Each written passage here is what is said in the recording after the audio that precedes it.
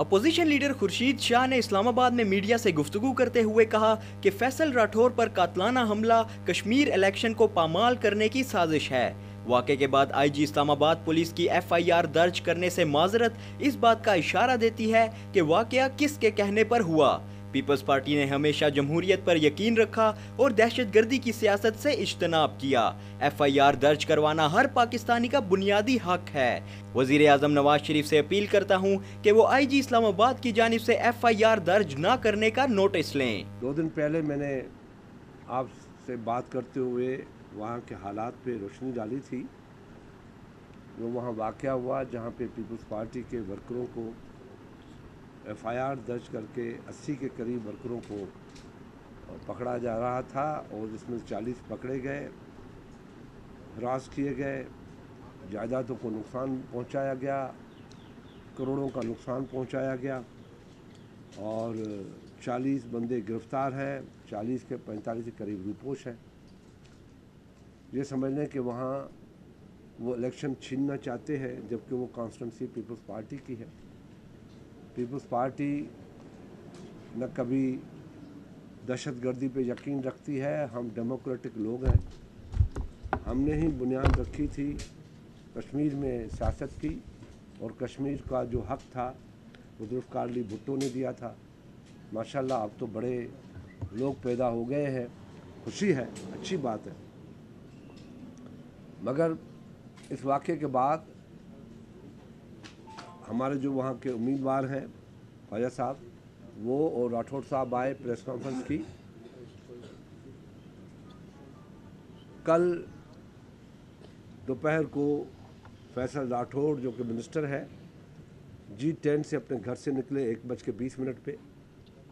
इन पे फायरिंग हुई, गाड़ी फुटपाथ पे चढ़ गई, पुलिस वहाँ पहुँच गई और पुलिस ने उनको लेके थाने पे गए। जब वो थाने पे गए, एफआईआर दर्ज करवाने की कोशिश की, उस वक्त तक लिखी जा रही थी। बाद में हुक्म हुआ कि ये एफआईआर दर्ज नहीं करनी। दुनिया का कोई कानून, पाकिस्तान का आइन सबको हक देता है कि जो उस वारदात में जिस पे कुछ गुजरी है वो फर्स्ट इंफॉर्मेशन रिपोर्ट दर्ज करा दे।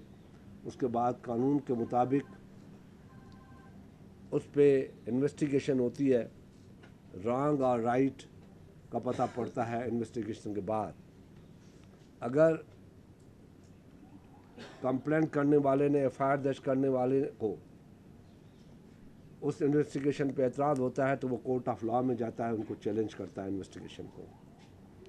मगर वहाँ फर्स्ट इंफॉर्मेशन रिपोर्ट एफआईआर दर्ज करने से इनकार कर दिया गया और उन लोगों ने बड़े ही अदब और घबराए हुए लफ्ज़ों में कहा कि हमें पता है ये वाक़या जेन्युइन है, मगर ऊपर से हुक्म आया है कि ये एफआईआर दर्ज न करो।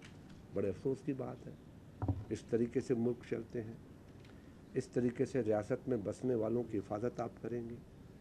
मैंने अभी आईजी इस्लामाबाद से बात की, उसको कहा कि ये क्या है, तो उसने अपनी बेहतर और मीठी ज़बान में मुझसे मुखातिब करते हुए कहा कि शाह साहब ये जो वाक़या हुआ है आप समझते हैं कि क्या है?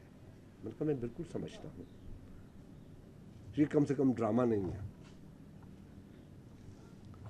ये वाक़े की जब प्लानिंग हो रही थी तो एक शख्स जिसने गवाही दी है थाने में, अपना उसका नाम है मोहम्मद जाहिद, पिम्स में ये बात हो रही थी कि जो चौधरी अजीज़ साहब हैं जो पिम्स में अभी एडमिट है, उसने कहा था कि मैं हवेलियाँ नहीं जाऊंगा जब तक राठौड़ से हिसाब नहीं लूँगा। तो उसने आके उनको बताया भी और उसने गवाही भी दी थाने में। उसने मुझे आईजी ने कहा, मेरी बात सुनेंगे, उनको पता होगा, आप टीवी खोल के सुन लें, मैं लीडर ऑफ अपोजिशन हूँ, मेरे पास फोरम है, मैं वहाँ बात भी करूँगा।